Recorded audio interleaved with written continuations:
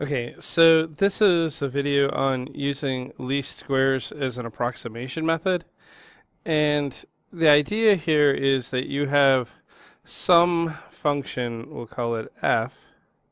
And the example that I'm going to work with here is actually e to the x, okay?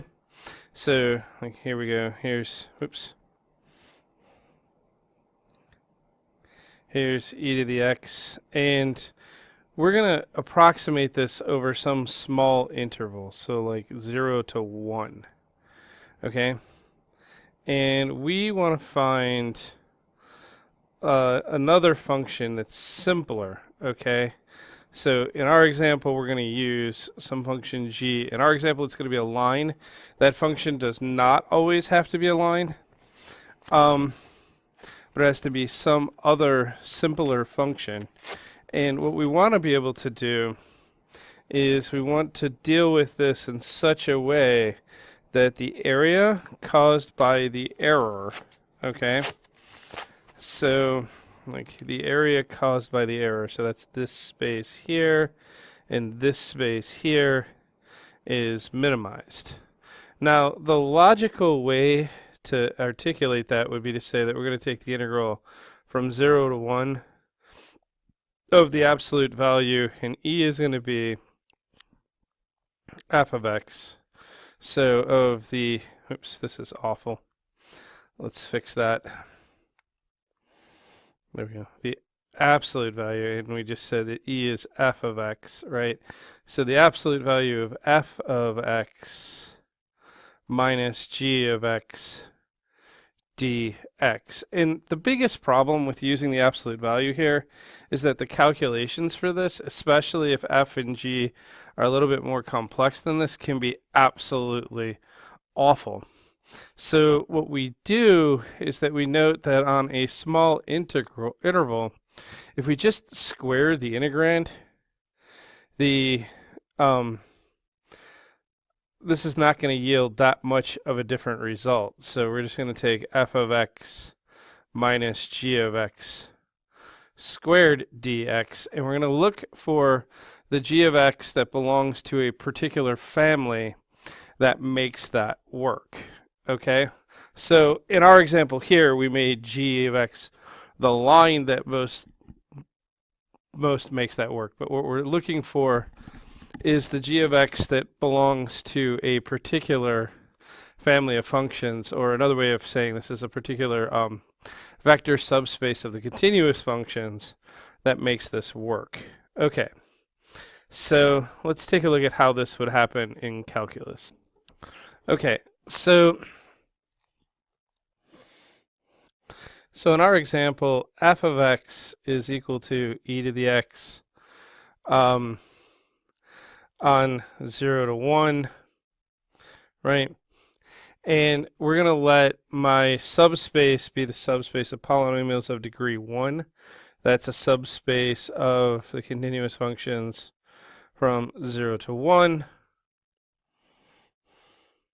All right, so what we're going to do is we're basically going to choose some linear polynomial, a1x, right? Which is definitely a member of P1. And we're going to try to find the linear polynomial that minimizes something here we're calling I. So I goes from 0 to 1, and this is f of x minus g of x squared dx. Okay, so if I look at this a bit, this is the integral from 0 to 1 of e to the x minus a sub 0 minus a sub 1x squared dx. In the notes, I wrote out all of the inner workings of this integral, but you end up with something that looks like 1/2 e squared minus 1 plus 2a sub 0 times e minus 1 minus 2a sub 1 plus a sub 0 squared plus a sub 0 a sub 1 plus 1/3 a sub 1 squared. All right, so if you actually work out that integral, that's what it resolves to. Now you still have two unknowns here. The a0, the a1 are the parameter of the line that I'm trying to fit here. Okay, so I need to minimize this value for a given a sub 0 and a sub 1.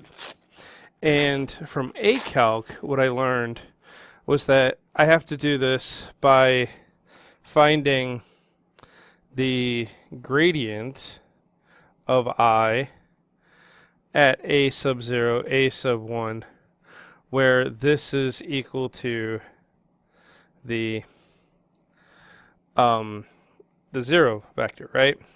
So if the gradient of I, so if I have a minimization of this over the set of all real values for a1 and a0, then it's going to happen where the gradient is equal to 0. We learned that in ACalc.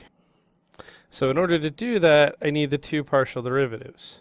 I need the partial derivative of I with respect to a sub 0, which is negative 2 times e minus 1 plus 2 a sub 0 plus a sub 1, which you can rewrite as 2a sub 0 plus a1 minus 2 times e minus 1. We'll see why we're doing that in a minute. And then I need the other partial derivative, right? The one with respect to a sub 1. So the partial of I with respect to a sub 1 is going to be negative 2 plus a sub 0 plus 2/3 a sub 1, which I can rewrite as a sub 0 plus 2/3 minus 2. Now, I'm setting these both equal to 0. So I can actually write this as the system 2a0 plus a1 is equal to negative 2 e minus 1. A0 plus, this is 2/3 a1, right? 2/3 a1 equals 2, right? Now, that means I have a system of equations with two variables and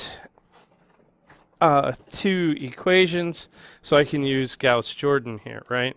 So the original matrix will be 2, 1, negative 2e to the negative 1, 1, 2/3, 2, and then we take Gauss-Jordan to this, and this is going to give me 1, 0, 0.8731, 0, 1, 1.6903.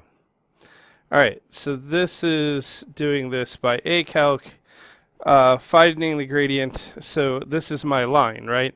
The y-intercept is 0.8731. The slope is 1.6903. So this would be the line of best fit for this information using the least squares process. Okay, so we can actually leverage the inner product space here. If I'm on C01, or CAB of any type, right, AB, the typical inner product of f and g is the integral from a to b of f of x times g of x dx, right?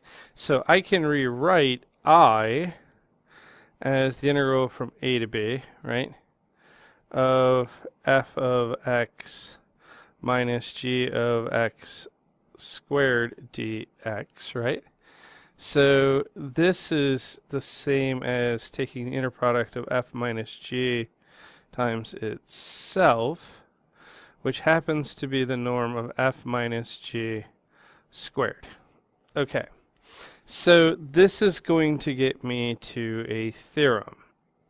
Note that if I in fact minimize this, I have in turn minimized I. So I've now kind of moved myself from having to minimize an integral to having to minimize a norm. So here's my theorem. My theorem says that if f is a continuous function on a B and W is a subspace of the continuous function on a B, where the dimension of W is finite. This does not work for infinite dimensions. Sorry, it's less than infinity. It will not work for an infinitely dimensional space. And I have B, which is going to be W1, W2 out to Wn. And B happens to be an orthonormal basis for big W. And G is equal to, well, f of W, f times W1 times W1 plus f times W2 times W2 out to f of, or f times Wn times Wn, then G is the least squares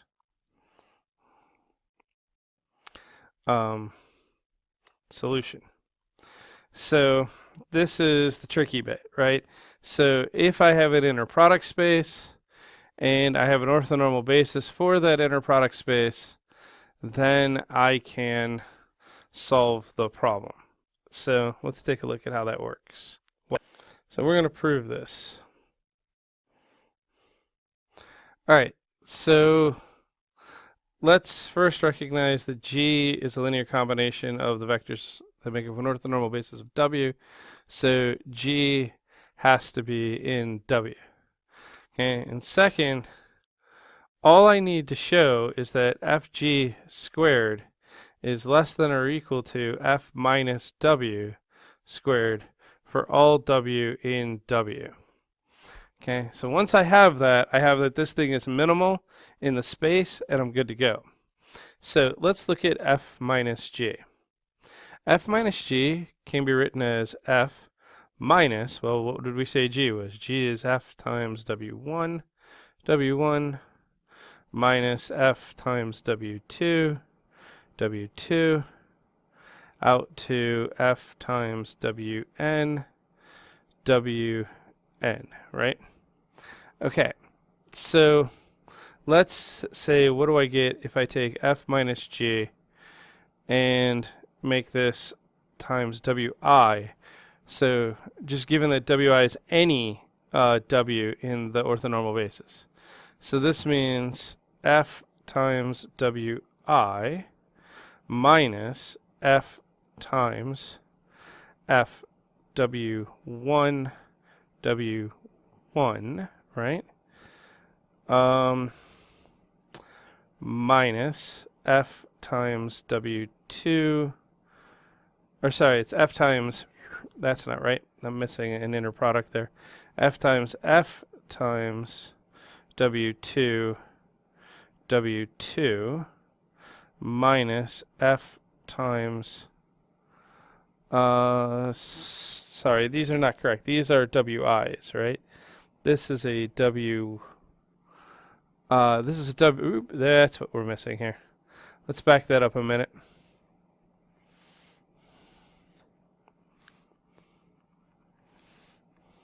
I've got this slightly backwards. All right, we're multiplying all the things by Wi. So this is going to be F W1 W1 times Wi. There we go. Minus F W2 W2 times Wi, right? And then this is going to keep going until we get to F Wn Wn times Wi. Okay, so that's that. All right, so if I kind of work with this a bit, since B is orthogonal, right? every time I'm multiplying some vector times wi that's not itself, I'm going to get 0. So this ultimately will equal f times wi, right, minus f times wi, comma, wi, right? Because all of that kind of disintegrates into that because of the orthogonality. If I have a cross product, or sorry, a dot product comes up as 0 when the i's and the j's are not the same. Well, what I can do is I can break up this last part. I have f times wi minus f times wi times wi times wi. But because I'm orthonormal, this is going to be 1.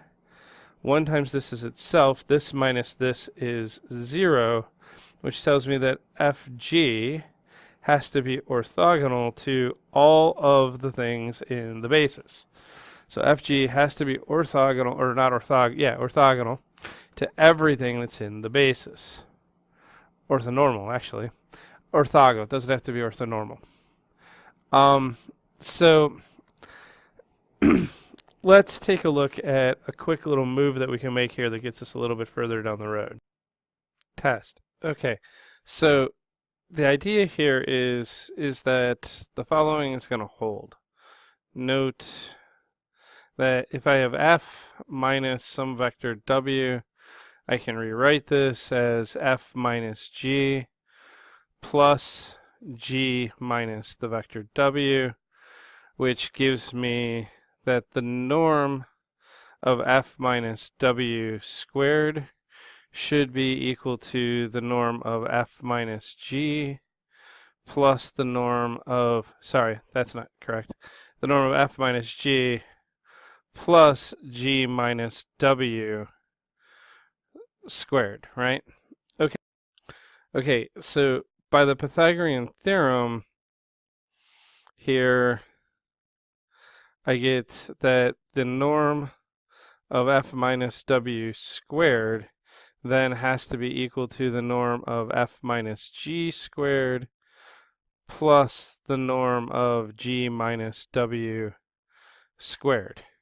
Okay, so if I manipulate things a little bit here, right, I can bring this to the other side and switch these directions, and I'm going to get the norm of f minus g squared is going to be the norm of f minus w squared, now minus g minus w squared. Okay, well, this means that ultimately if these things are equal, right, then I can conclude here that the norm of f minus g squared has to be less than or equal to the norm of f minus w squared, which means that this is going to hold for all w which are in w, which is exactly what I set out to prove, was that I was going to be able to make the norm of f minus g the minimum in the vector subspace. So let's take a look at how this plays out in our example. Okay, so a logical move for an orthonormal basis for the polynomials would be that we would use s is 1x to get a basis for P1. But see, this isn't going to give me an orthonormal basis in C01. Doesn't work there, because let's try it. If I take the integral from 0 to 1 of 1 times x dx, that's 1/2 x squared from 0 to 1. That's a half, okay, which means that these things are not orthogonal in C01. But you can use Gram-Schmidt on this. And if you use Gram-Schmidt on this basis, you're actually going to get a basis where you have 1 and then root 3 times 2x minus 1. And that there will be an orthonormal basis for all of P1. in C01. You can check this with Gram-Schmidt. It actually works out. So let's see how this plays out in our theorem. Okay, so in our theorem, if we let f of x be e to the x on 0, 1, right? So that's what we're working on here. And we let g of x, well, it's going to be the vector e to the x 1, right? So this is f times w1 times w1 plus e to the x times w2, which was this root 3 times 2x minus 1. And then we're going to take that and stick that on root 3. Let's get a little space there. Multiply that by root 3 times 2x minus 1. And if you start resolving that out by actually doing the dot products and everything here, you're going to end up with the integral from, so if we use the products, we're going to get the integral from 0 to 1 of e to the x dx plus the integral from 0 to 1 of, what's this? This is going to be root 3 times 2x minus 1, right? Oh,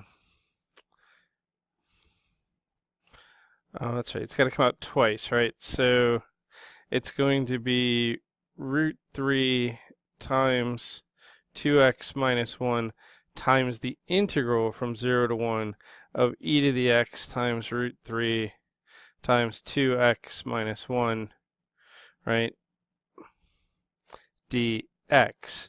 Now, you could stick this thing through MATLAB and see what you come up with, and you get this is 0.8731 plus 6903x, which is the exact same answer that we got by using the ACalc method.